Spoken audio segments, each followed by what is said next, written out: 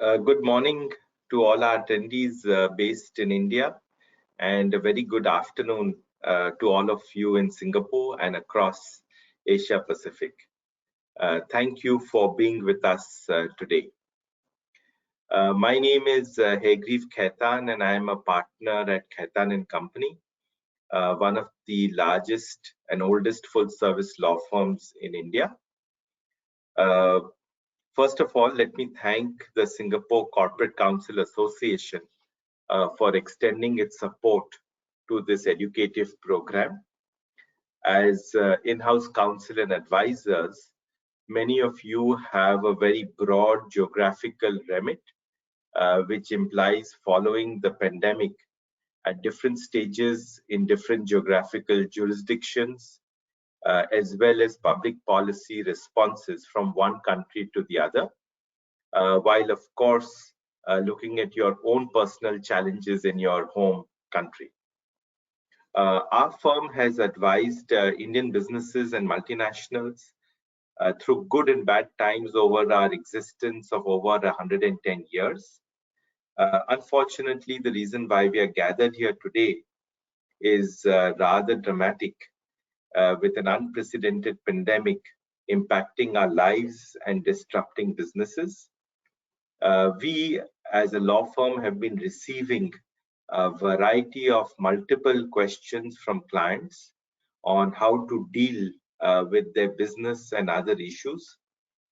The purpose of this webinar is to share practical insights, both from an employment, contractual, and other issues perspective, and discuss some of the best practices and pitfalls. As some of you may also already know, our Prime Minister has extended the lockdown in India until 4th May. Of course, he's also announced that with effect from 20th April, there will be some movement allowed, details of which will be announced tomorrow. I'm joined on this webinar by my two very talented partners to help you navigate through this. Karthik Maheshwari is a partner in the M&A practice and restructuring practice based out of the Mumbai office. Karthik was a practitioner in Singapore with an international law firm before moving to India. Vinay Joy is specialized in employment, labor, and investigation matters. He's based in Bangalore and advises multinationals and Indian companies on these matters. Most of us have been working from home during this lockdown period and have connected digitally. So just in case the connection is bad, if any of us are not able to be heard or seen, then somebody else will take over and cover. Please ask your questions on the question box, and we will try to cover them during the slide presentation or at the end, or at a later point in time. So with that, I'll just start off. The fallout of the pandemic and the shutdown has affected business, as we all know. The areas which we will cover are contracts, how businesses are unable to source and pay suppliers, slippages are happening on customer contracts, and import and export obligations, how they are being fulfilled or cancelled. Our next section will be on employees and work, and how lockdown is affecting, what are the rules on employment, layoffs, pay. The third section will be around financing, the RBI announcements, some of the default situations, the pressures, and the non-performing assets. And the last section will be around investments and how we are really seeing transaction work in these times. So I'll start off with contracts.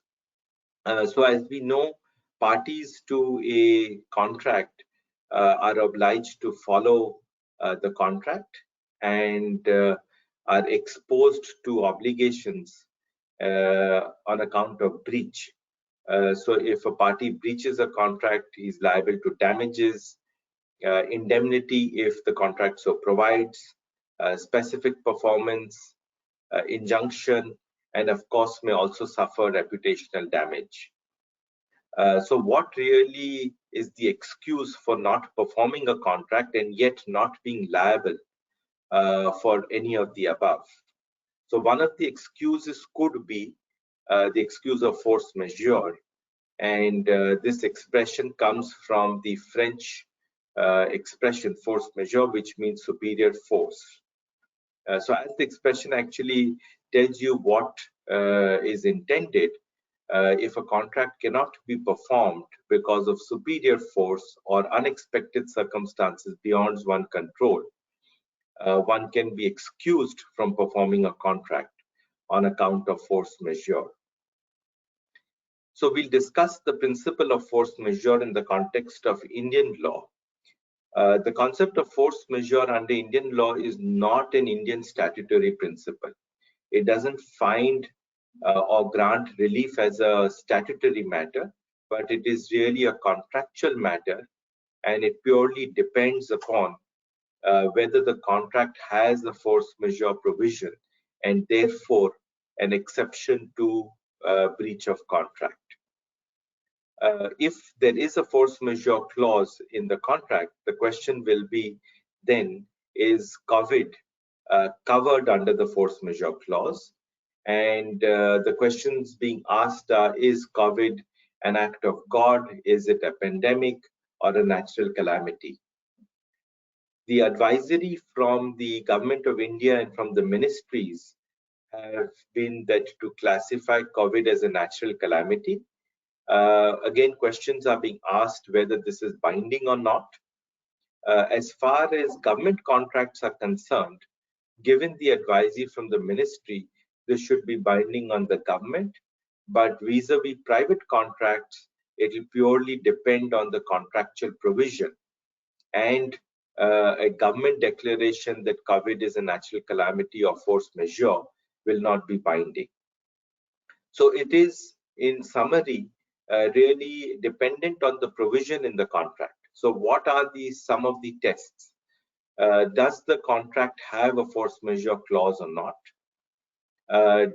If it has a force majeure clause, then are pandemics, epidemics, government orders, sanctions included in the definition of force majeure in the contract or not? If included, does that event actually prevent or prohibit the performance of the obligation under the contract?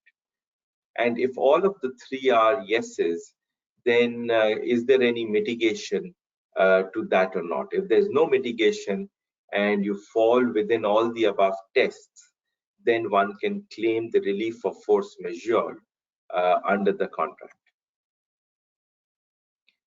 How do we really, once we've really read through the contract and the provisions that yes, one falls within the definition of force majeure under the specific contract, then the question is how to invoke it. Most contracts would have a specific provision how force majeure can be invoked. It would have a specific notice provision, and it would require the notice to state what the event actually is under which force majeure is claimed. If successful, then of course one could claim relief under the force majeure clause. Most contracts would provide for a suspension period for force majeure, meaning thereby that during that period of force majeure, the parties need not perform their obligations, or the party claiming force majeure need not perform its obligation without penalty. If the force majeure would extend beyond a specified period, the contract might give the party the right to terminate, or give either party the right to terminate the contract. So one has to really, while looking at the contract, see the force majeure clause. One has to see what's the governing law, whether it's under a common law or a civil law jurisdiction, and then actually decide whether or not one can invoke force majeure under the contract. We'll discuss some examples of force majeure provisions in contracts as we go on. While dealing with force majeure, which is a contractual provision, I wanted to discuss the doctrine of frustration and what is available under Indian law, assuming there is no force majeure provision under the contract, or the force majeure provision under the contract does not cover COVID-19. We have what we call is the doctrine of frustration embodied in our Contract Act. The doctrine of frustration is where a party to a contract cannot perform its obligation because it is unlawful or impossible to perform the obligation. So if, for example, COVID-19 makes it impossible or unlawful to perform, then one would get relief under the statute. But the relief under the statute is not in the form of suspension, like in the case of force majeure. The statutory relief of frustration gives release from performance, and the party has the right to terminate, or the contract stands terminated because of the impossibility or illegality to perform the obligation. So there is really no choice to suspend the contract, and there is no choice to not perform the contract and yet keep it alive. The obligation is therefore that to choose that yes, the contract is ipso facto void or terminates, or the parties choose to terminate it because it's unlawful or illegal. So again, while deciding whether or not to claim frustration, one has to, of course, see practical business relationships. Even if one can actually claim frustration, business long-term relationships may or may not call for prudence in invoking frustration. We'll discuss a few examples.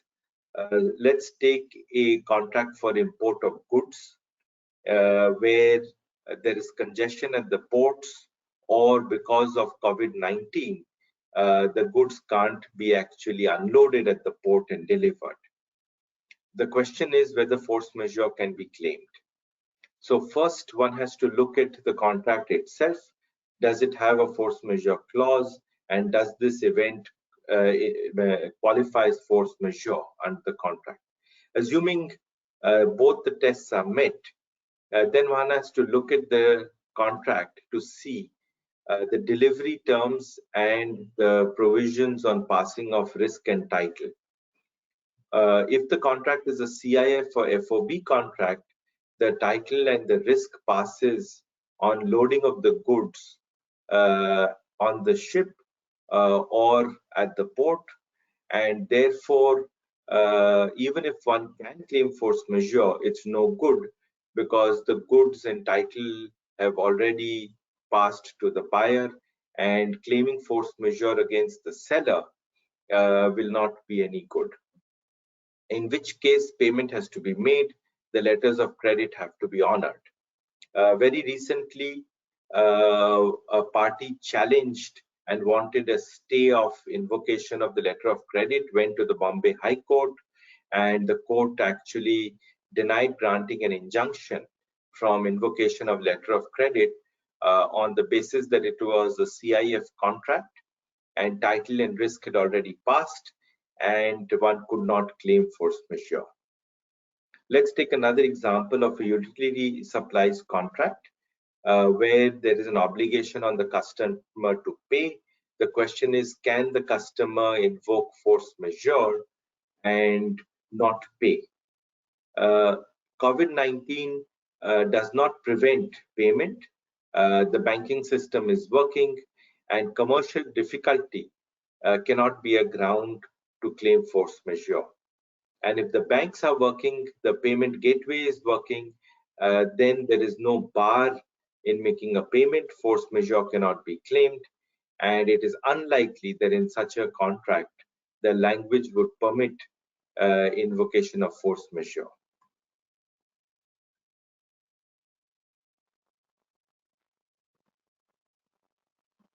With that, I'll move to the next section, and that is on account of insurance.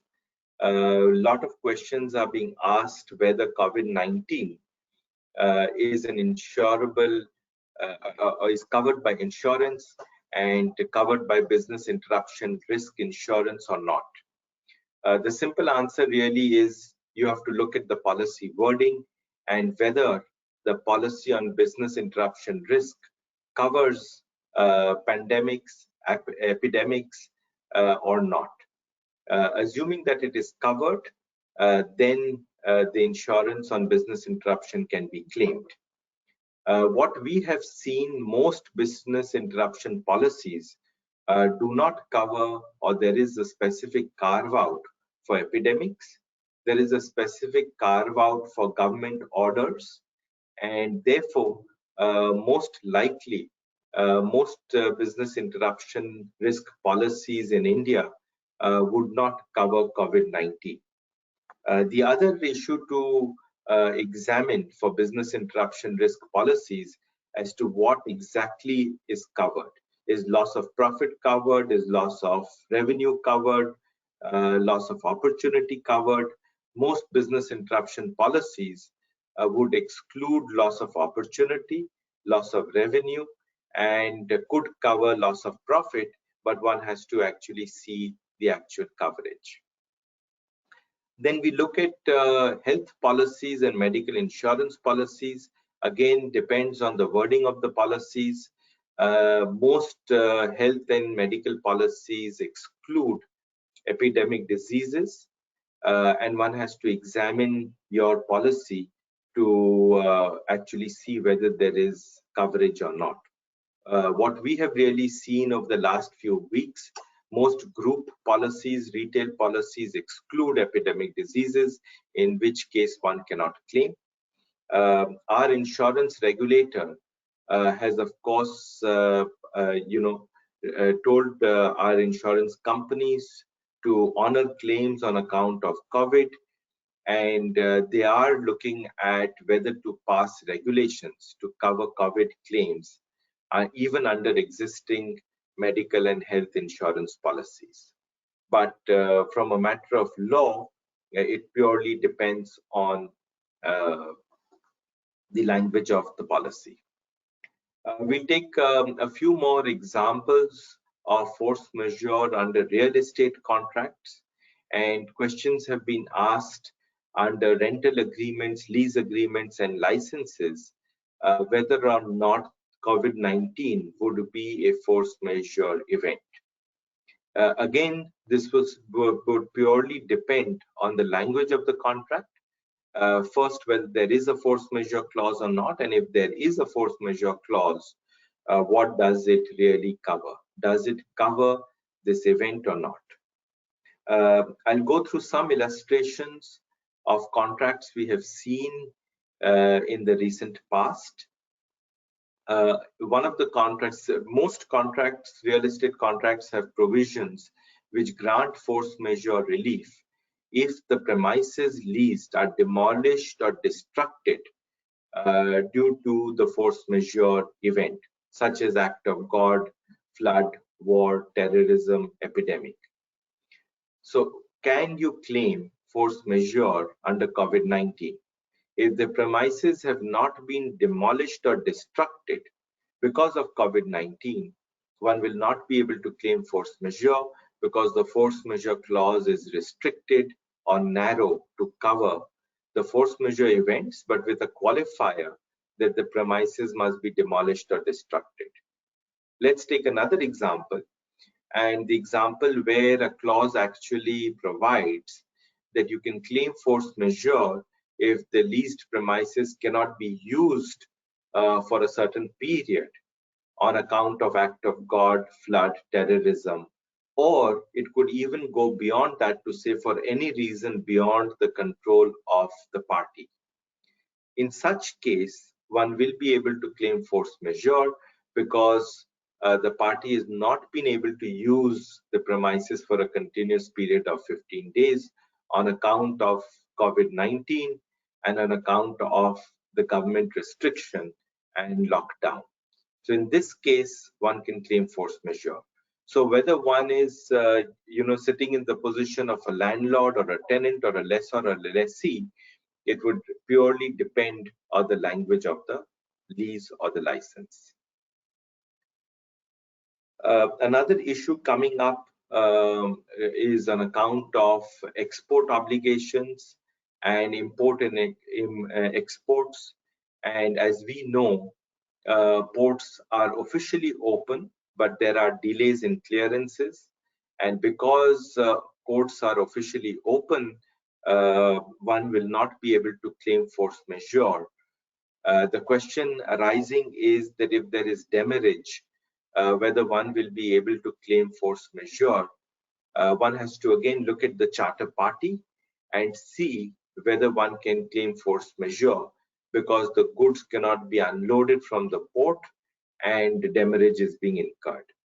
So as we discussed earlier, if it's a CIF or a FOB contract, one will not in such case be able to claim force majeure as against the supplier, but may be able to claim force majeure vis-a-vis the shipping agency, but one has to check the charter party.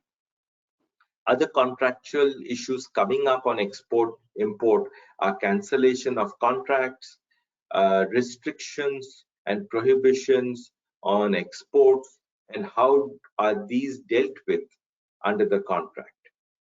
So under the contract, if there is a restriction passed under law on exporting, that would be frustration, and whether or not there is a force majeure provision, one would be able to get relief under law.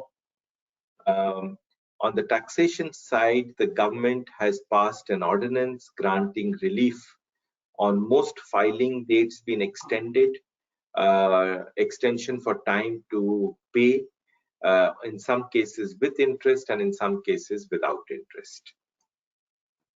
So with that, I'll really hand over to my partner Vinay to take you through the work and employment issues. Thank you, Hegde. Good morning and good afternoon, everyone. Thank you for joining us in these testing times.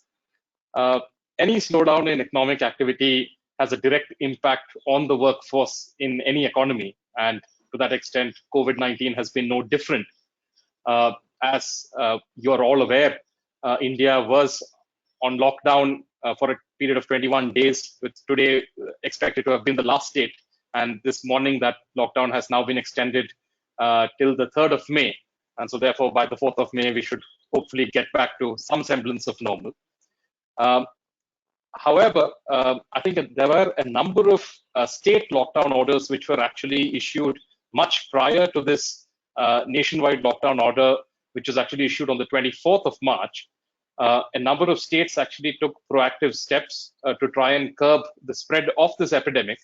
And states like Maharashtra, states like Karnataka, all of them did pass orders to try and ensure a lockdown in their respective jurisdictions, some as early as the 17th or 18th of March, some others by the 20th, 23rd, etc.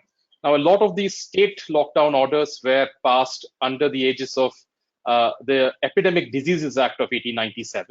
That's a very brief legislation meant to grant states the power to formulate their own regulations to be able to counter the outbreak of an epidemic or a disease. The nationwide lockdown order was actually passed by the Ministry of Home Affairs, quoting the Disaster Management Act of 2005. Now, the Disaster Management Act is actually a much wider legislation, much more comprehensive, and it's meant to allow states and the center to be given powers and to formulate regulations for countering any disaster as it's notified under the Disaster Management Act.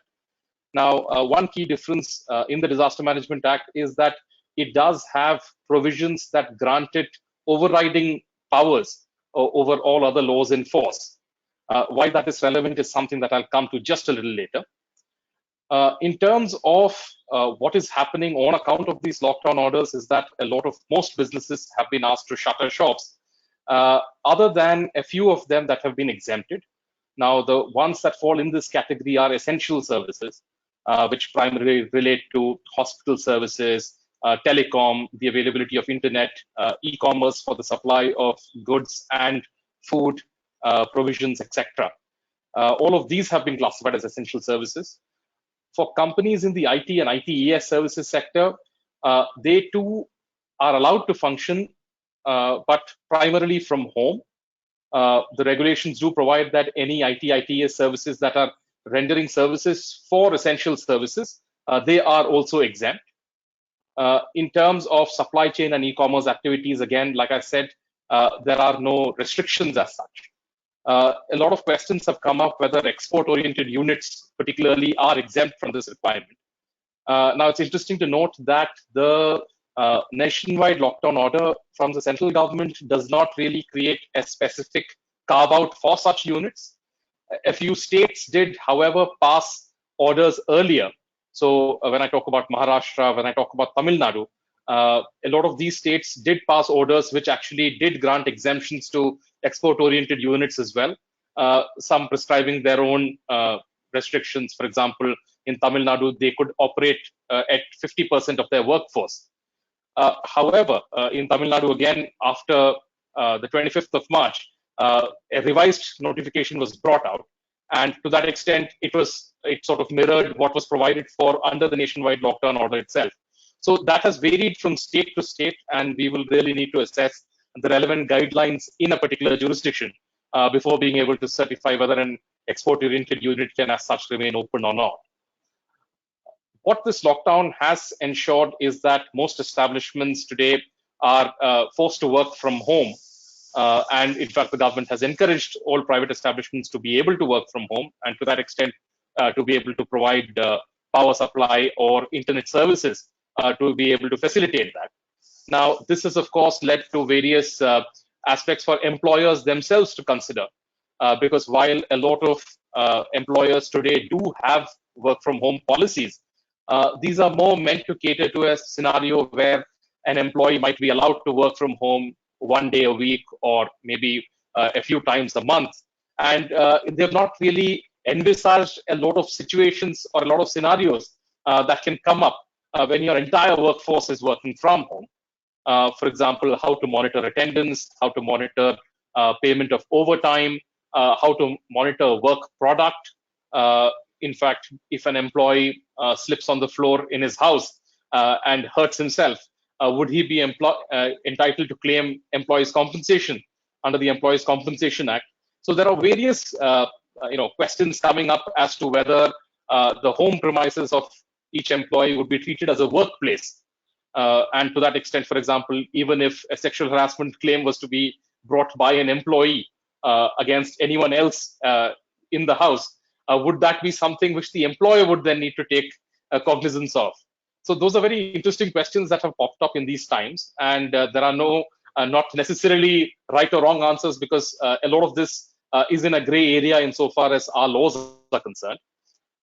In terms of, like I said, because certain essential services have been exempted and are allowed to work, to the extent that any employees do not report to work when their establishments are open, it is open for an employer to not pay them wages for that duration, and also to possibly ensure that disciplinary action is taken against such employees.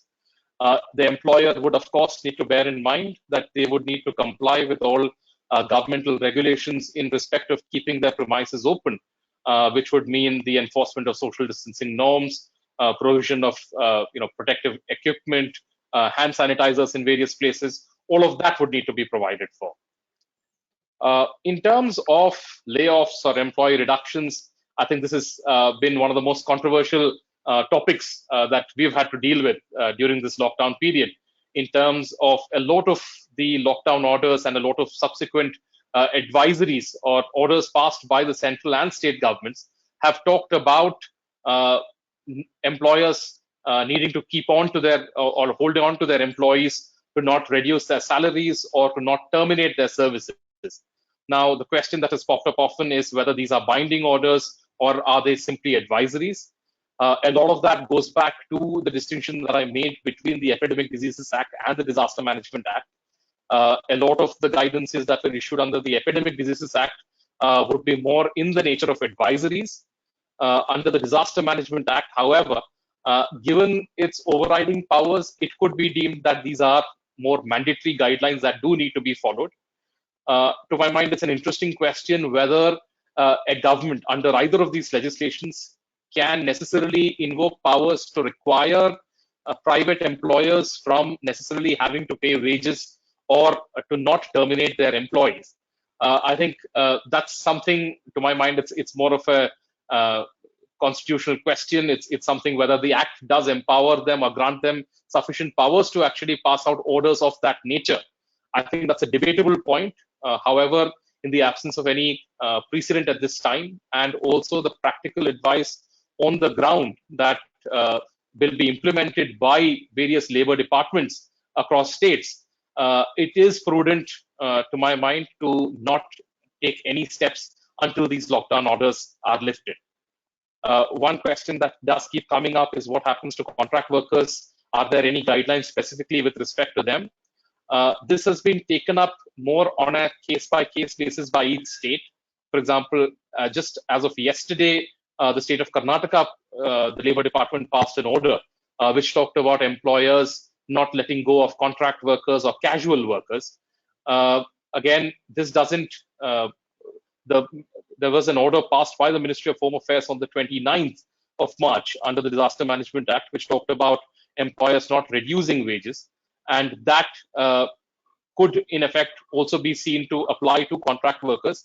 Although with companies that employ contract workers, those would be seen more in the nature of their being principal employers rather than the direct employers of those contract workers. And to that extent, I do believe that the risk is slightly lesser in terms of reducing the number of contract workers or letting contract workers go, because the obligation then does get transferred on to the employer who actually has them on their rolls.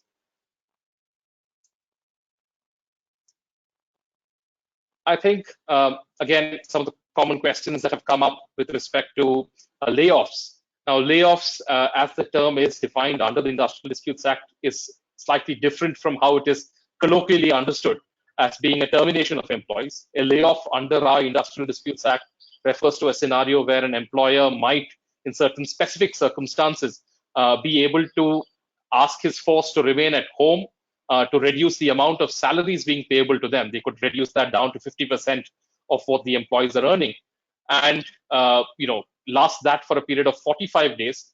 Thereafter, if there is still no work, they could proceed to terminate their services.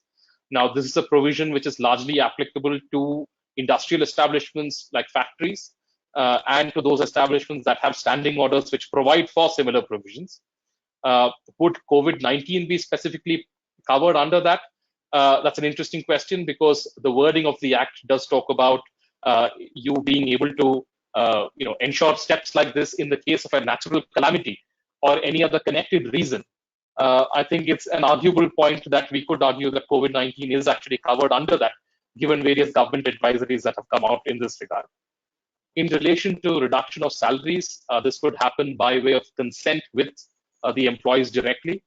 I think a scenario in which your employee mutually consents with the employer to have a reduction in salaries, that might be kept outside the purview of a lot of these government orders, because it does appear that the government is looking to clamp down on a unilateral reduction of salaries rather than it being a mutually agreed step with each employee. There is also a provision under the Industrial Disputes Act that can allow an employer to issue a notice of 21 days to each employee, talking about a change in the terms of their employment. During that period, of course, the employee is entitled to bring an industrial dispute if he or she is not happy with the changes. A copy of such notice does also need to be provided to the state labor department, which can thereafter come and take action. So those are aspects to bear in mind if employees all do not agree to such a change, whether an employer can mandatorily push it through, or do they need to agree to this only with employees who have consented to this. In my experience, I've seen that some employers have taken the risk to say that we cannot afford to have a scenario where a majority of our employees consent to an action to reduce their wages, but the minority holds out, on account of which we are not able to bring about such a change. And I think that is how a lot of employers have been proceeding. In terms of planning ahead, I think there is no one plan that fits or provides a solution for all companies. I think various companies have to take measures basis the impact that it's having on their own businesses, on the number of employees that they have, and what they are able to sort of do. There are considerations that are changing at every moment. As we mentioned that just this morning, the lockdown has been extended and more detailed guidelines are meant to follow, which we would expect by this evening or by tomorrow, which a lot of state governments will also come out with their own regulations around this. So we will wait to watch what is actually prescribed there. In general, to the extent that employers are able to, they should wait for this lockdown period to end and only initiate steps thereafter. I think it's also important to consider a combination of approaches. For example, vis-a-vis new hires and offers, I think what a lot of companies are currently doing is to try and defer the joining dates of a lot of new prospective candidates who are expected to join them. Some employers have even taken the call to try and revoke those offers entirely and take the risk of any potential claims that might be brought about for a breach of contract. Although it's unlikely that those claims would get settled very quickly, and therefore some employers have taken that call. A lot of establishments have considered bringing about salary reductions, and maybe with the top management or the mid batches taking a higher cut than the lower level employees. I think that is to get larger buy-in from the employee workforce as a whole, and to try and get them to agree to that. I think only as a last measure, some companies in certain sectors that have been affected very deeply, for example, in the travel or hospitality segment, I think they have been forced to take steps to either let go of their contract workers, to reduce their permanent employee force as well. And they've been using a number of means to try and manage that.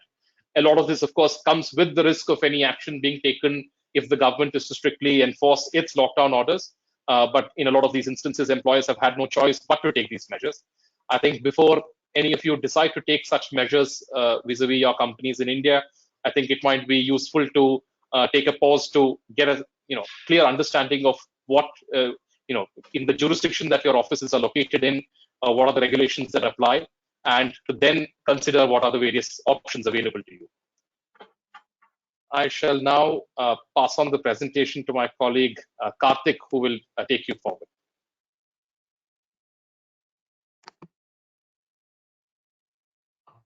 Yeah, ladies and gentlemen, good afternoon and good morning to everybody here in India.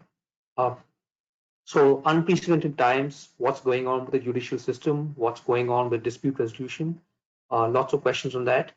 I need to start this by saying we're lucky. There's been no race to the courthouse. People are sort of waiting and watching. They are not piling on to the judicial system by specific enforcement cases or trying to safeguard their rights. Not everybody is doing it. So that's really prevented an overload on the system. And so far, the system has responded very well. Under our constitution, the Supreme Court has something called the inherent. It can pass orders in furthering the inherent rights of justice, or whatever it believes to be to further the cause of justice. So what they've done here is they've come up with a blanket order which says that for all claims which are subject to time-barred statutes, etc., the entire period of the COVID lockdown is excluded from calculating the limitation period. So that's one reason why people are not panicking and they're not rushing to courthouses, because they know all their claims will not be time barred because of COVID. There's going to be a the entire lockdown period or the COVID disruption period will not be taken into account in time barring their claims. That's been a very helpful step. I think the other step which has helped at least in terms of optically letting claimants or respondents know that, look, there is a justice system and it's looking out for you, has been the step up in virtual courts. All the high courts, Supreme Court, they're all operating virtually as of now. It's really judge-made law where individual judges are taking on the responsibility of saying, look, we will follow a certain procedure. We will want and a case of urgency made out. Send us an email to the court registry, outline your urgency. If we think it's a good case, we will take it up for hearing. And we've had instances here of judges who are at least taking at least 10 to 15 matters a day, hearing it out just on the basis of these virtual applications. And of course, they're not hearing everybody out. There's a filtration process where the registrar is sending them emails which have been received from prospective litigants telling them what the urgency is. And then they're taking a call on what is urgent, what is not urgent, and then giving the parties a hearing. And so far, it's worked well. We've seen some very reasoned orders coming in. Judges are not just applying the letter of the law; they are trying to be innovative. They're trying to. India, of course, is a common law jurisdiction, so they're trying to apply principles of equity to make sure that, look, interests of parties are being taken care of. And so far, the judicial trend has been that, look, if parties are affected, let's give them the benefit of doubt and let's do what we can to protect their interests. And even things like some of you who've done a court filing in India, you will know how torturous it can get. You need to do a number of notarizations. You need to do a number of affidavits. You need to authorize your lawyers. There has to be a number of physical filings which follow. Thankfully, how the courts are now operating is that they're telling us that, look, just go ahead, make the filings on email, but your attorney must give an undertaking that as and when the court system reopens, you will at that point of time give a notarized copy in or a duly signed petition into the court system. So of course, people are, the courts are no exception. Even their functioning is affected. So they're adapting and trying to make it easier. In terms of interim orders, there's again been a blanket ruling which says that, look, any interim orders which existed prior to March 1, whether it's the IBC, whether it's the Companies Act, whether it's the Competition Act, all those interim orders continue to apply. So status quo will be maintained. This is not going to be a game of one-upmanship where one party jumps over the other just because of this period of chaos or when the courts are not functioning at the strength you're used to. The other one is on the clock stop. So, for example, if you are going through a bankruptcy process, there's a 270-day mandatory period for bankruptcy in India, where the bankruptcy has to be concluded, failing which the company goes into liquidation. So there's been a clock stop introduced there as well, that any disruption due to COVID, any lockdown period for COVID will not be counted for this 270-day period of liquidation of the company. Again, it's healthy. It gives people some time to normalize, get ready for this post the lockdown being lifted, and of course, gives some certainty that, look, there is not going to be a liquidation here. The courts are trying their best to ensure that post that a restructuring can be effective.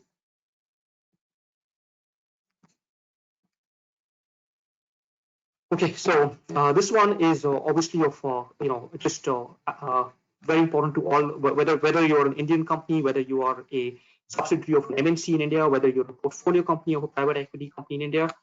The key question is, what are you doing to conserve cash flow? What can you do to conserve cash flow? What concessions are available to you to conserve your cash flow? Because obviously there's no income, or income will be significantly affected, but your financial obligations, like taxes, are a certainty. So a few interesting things have happened here. So the RBI has made some interesting concessions. They've said people like commercial banks, financial institutions, NBFCs, whoever is regulated by them, must look to give some kind of concessions to their borrowers, whether it's the interest waiver for 3 months on any kind of loans, whether it's a term loan, it's a working capital loan, or it's an EMI loan. There's a 3-month moratorium on payment of interest. They've been encouraged that, look, why don't you give more funding and allow borrowers to make more drawdowns? If you do that, we will not affect asset classification norms.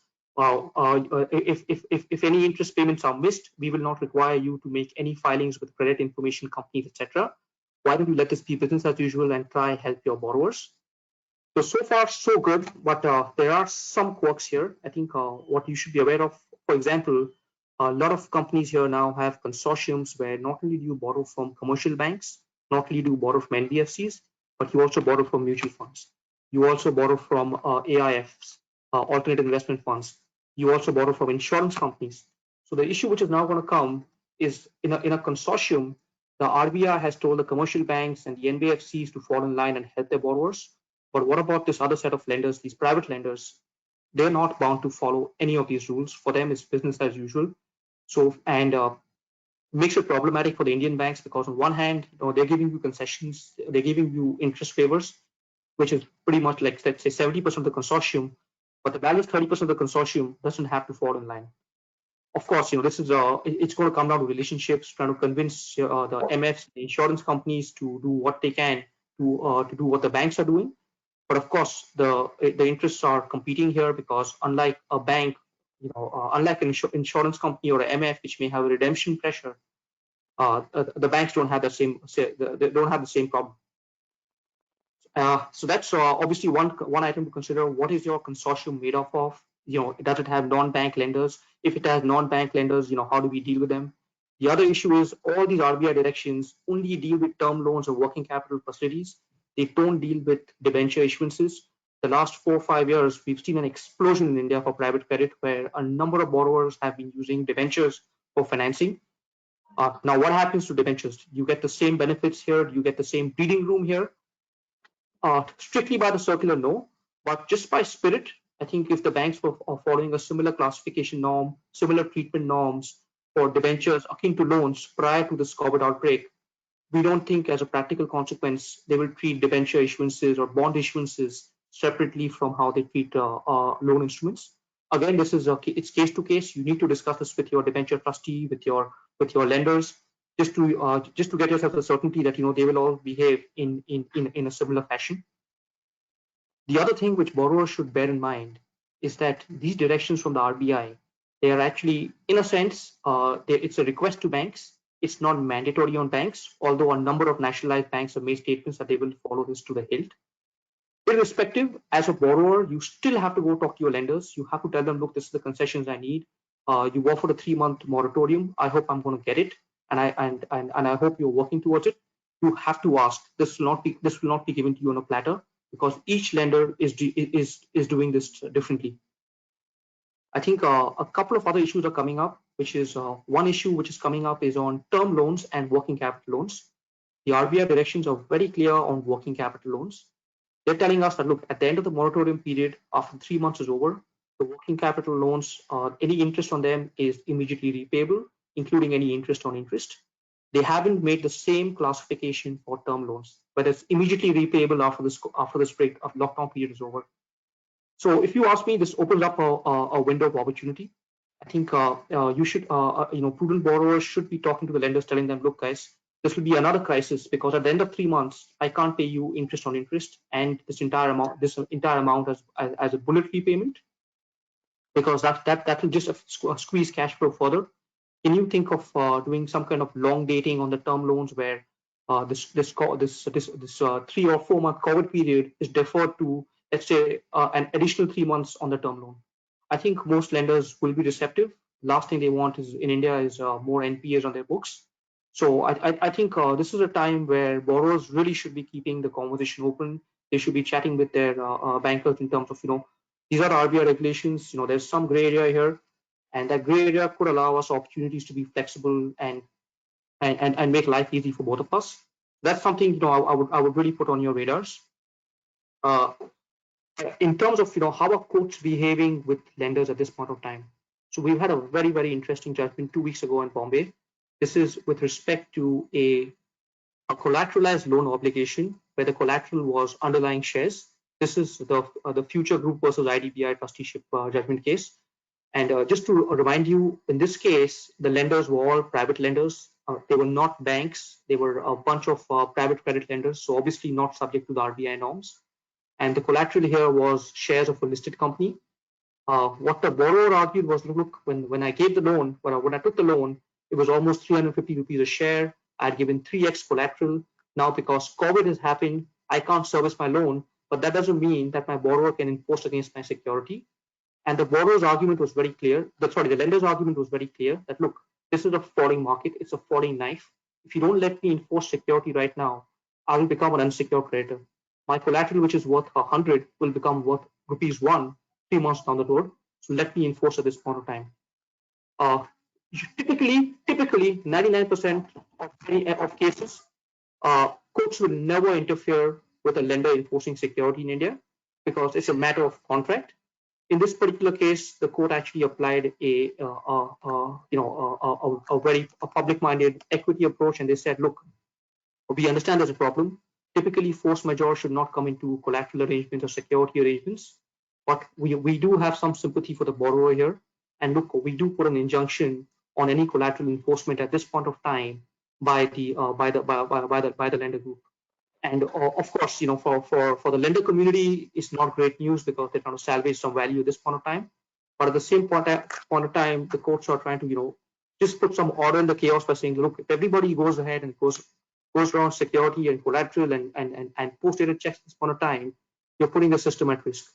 Jury's still out on the merits, but at least for the time being, that seems to be a bit of a thumb rule that, look, if you're enforcing security, even though the security is liquid, you need to be mindful that, look, the borrower could run to court and he may get an urgent hearing on the basis that, look, this is not the time to enforce security. This is the time to allow the borrower some time to arrange cash flow so that he can get back into a current account and he can get some value back into the collateral package he's offered.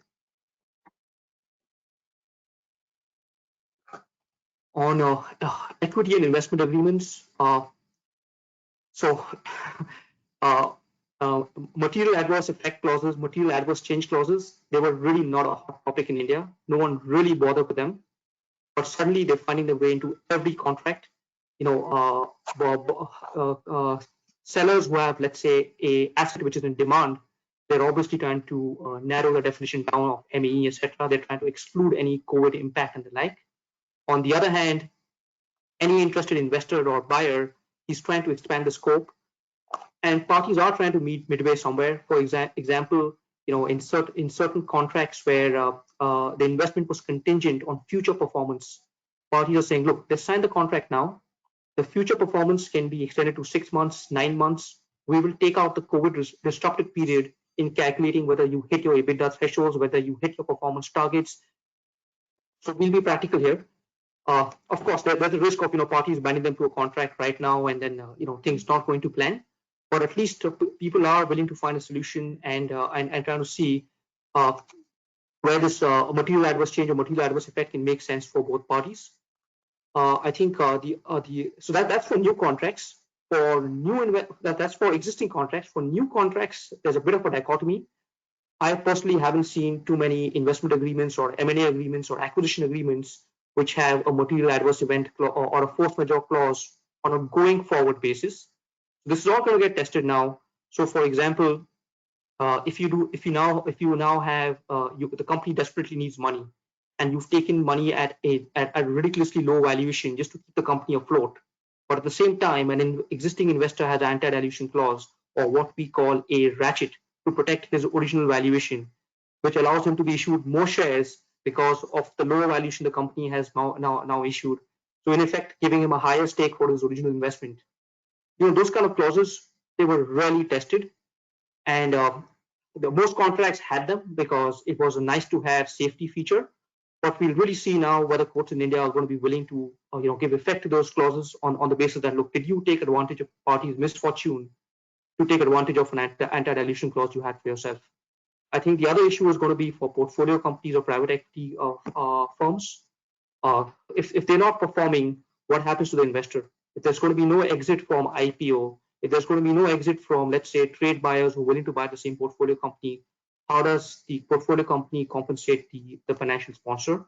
So again, we could see instances where if they're convertible securities, they convert into a much higher percentage of the portfolio company, which results in a higher stake for the PE firms, sort of adjusts for their value loss in terms of what is leaked in valuation.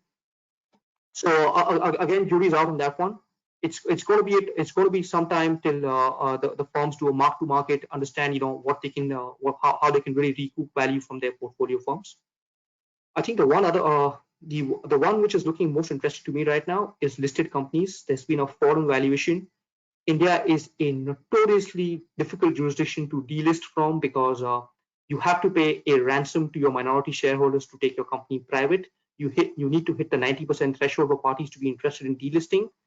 But just with falling markets, and especially with the rupee going where it is, and if you have, let's say, an MNC parent with an Indian listed subsidiary, and trust me, most MNC parents complain about having a listed Indian subsidiary because of compliance issues, because of restrictions on related party transactions, because of the number of formalities they have to comply with in India and abroad because of having a listed entity here. They would take this as an opportunity to delist because obviously it's a weak rupee at this point of time. They can get more bang for their buck, and shareholders may be more amenable to getting some kind of premium in a delisting rather than waiting for the markets to revive. So if I had to watch out for something in the public markets, I would watch out for delisting offers and just seeing who's got enough confidence in the business to make life easier for themselves in the future by doing a delisting now. Corporate governance has been interesting in India in this period. Lots of very good relaxations. I would have never imagined that there would be a circular which says that if you're a listed company with more than 1,000 shareholders, you can now actually have a virtual meeting. You can have any other audiovisual means to have your shareholders meetings. You don't have to book a hall. You can do most things by electronic and postal ballot, which you otherwise would have required the entire rigmarole of a general meeting process earlier. So that's been a very welcome change. That look, even large companies, large listed companies, can now do general meetings via electronic means, and of course the government has played its part here. Lots of concessions in terms of regulatory filing delays, for compliance requirements. Everything's getting pushed out to take care of this lockdown period. I want to get Hagri back in here. I think a lot of questions are on, where do you see from your own experience, from your own matters, from your own deals, from your own client queries in terms of, what is going to happen going forward? What's the take? What's the mood? What do you anticipate? I just want to leave the floor open for Hagri so, he can share some thoughts on this one. Thank you, Karthik. So I'll just, I know we are running out of time, but I'll just share a few thoughts on the way forward. These are, of course, all conjectural, and don't hold me accountable if these are true or not. But as we've seen our Prime Minister announce, I think we'll see a staggered reopening, and we'll see tomorrow that some activities, it seems, and speculation is that on a round of some industrial activity, agricultural activity may be allowed, and there may be some zones where activity may not be allowed, but otherwise, I guess activity will be allowed. Then I think nationalist trends we are going to see. There will be perhaps restrictions on exports on certain essential goods, pharmaceuticals. Perhaps we may see some price controls around pharma on account of some drugs, notwithstanding WTO obligation. I think what we can definitely see is many more disputes, not just on account of debt, but on account of private equity disputes, shareholder disputes. And I think given the times, that is something we'll probably see. One question which may come up is on the enforcement of foreign awards and decrees, and whether or not those will be enforceable under reciprocal provisions, or there will be defenses available as being against public policy in India. And this is to be seen and tested as we go along, because there will be arguments that under force majeure and frustration, these are not enforceable anymore in India. Expectations going forward, I think one stimulus package was announced. We are expecting a second stimulus package. We perhaps will see more relief granted to borrowers, and there may be an sort of insolvency code might get stayed for some period in time. On financing, I think much tougher times ahead, much more stringent covenants, it will be more expensive debt.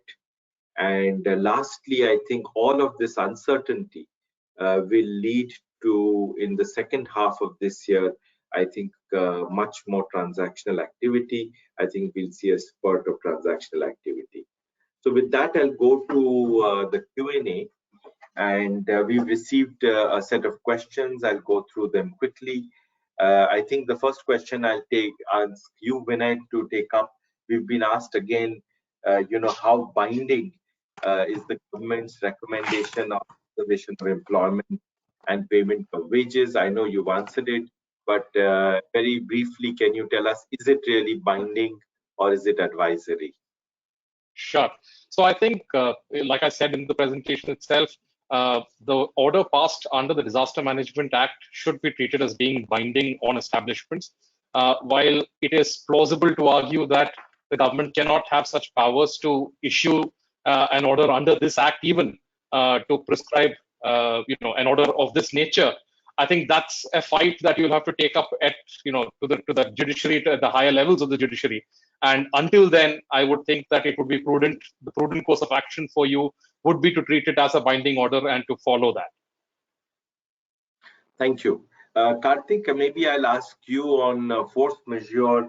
If there is a very strict force majeure clause and it doesn't fall, the present events don't fall under the force majeure clause, would you have any advice as to how one can actually claim force majeure or sort of mitigate one's loss and obligations under the contract? I think the only answer to this is preparation. Start preparing now, start looking through your contracts, start raising notices as soon as possible, start doing your groundwork now, start building your arguments now as to why you think your business was impeded, why it was unavoidable, why it was not in your reasonable control. So I think start the email correspondence now, because at the end of the day, India is an equity jurisdiction. Judges are going to be equity minded. You don't want a situation, let's say 3 or 4 months down the road, when you're claiming force majeure or you're claiming that, look, it was impossible or the contract was frustrated, when the judge tells you, listen, this is all an afterthought. You had 3 months or 4 months to think about it and tell us about it. Why didn't you talk about it earlier? Why did you not give your counterparty more comfort or more visibility? After 4 months for you to come and tell us that, look, there's a force majeure or there's an impossibility, I think it'll be a very unsympathetic judge in front of you. So I think the absolutely cardinal rule is understand your contracts, see what you have done, see where the counterparty may have delayed, see what process you can follow, and if there's no force majeure in the contracts, try build an argument that, look, this is outside your control. The document or the arrangement is governed by Indian law, and therefore your performance is excused because of frustration.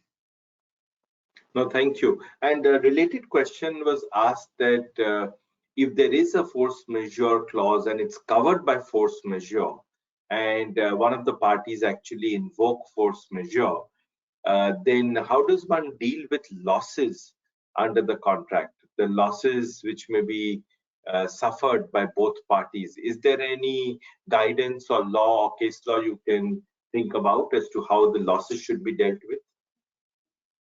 I think on losses, I think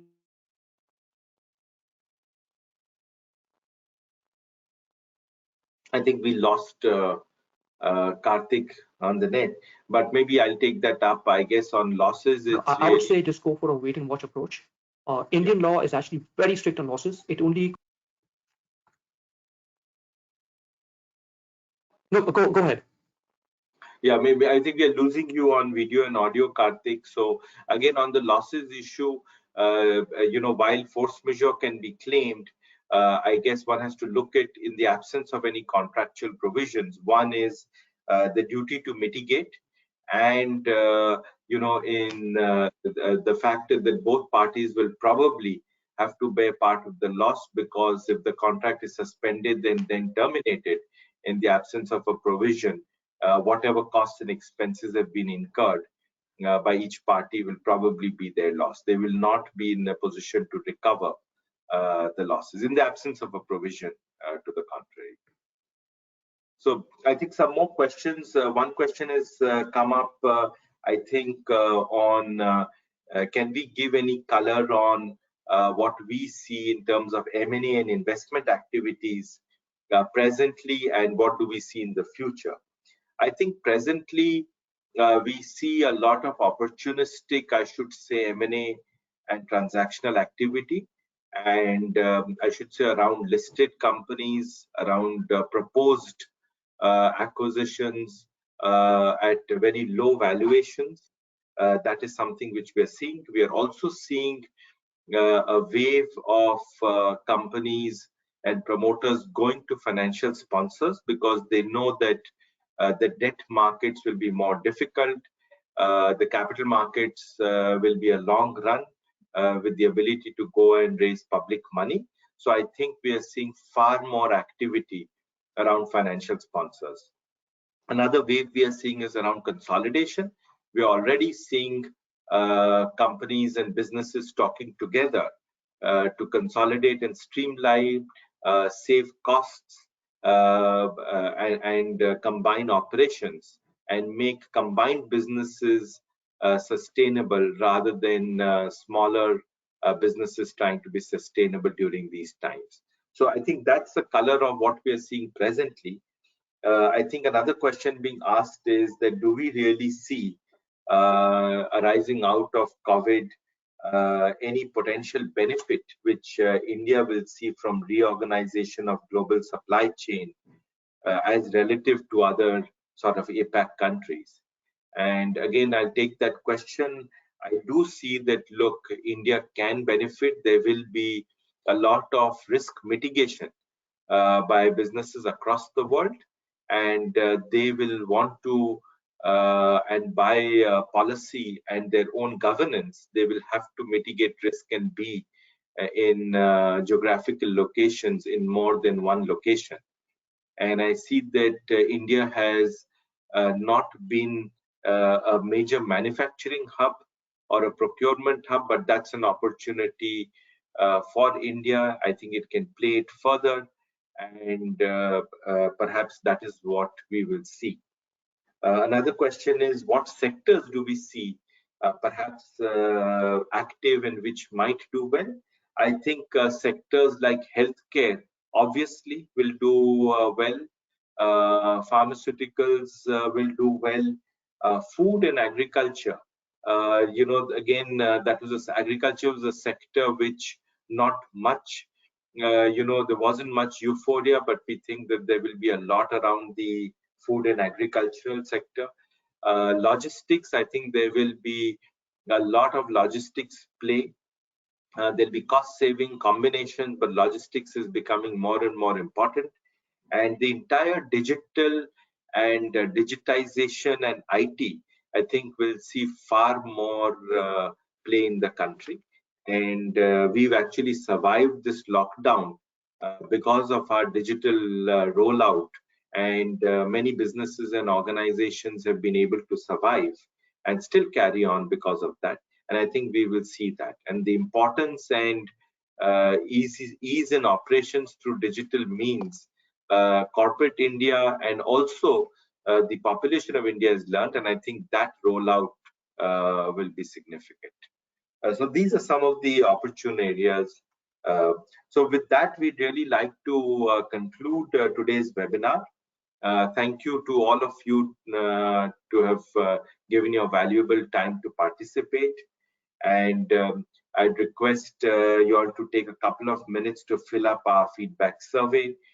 And with that, stay home, stay safe, and we look forward to being in touch with you. Thank you. Thank you. Thanks.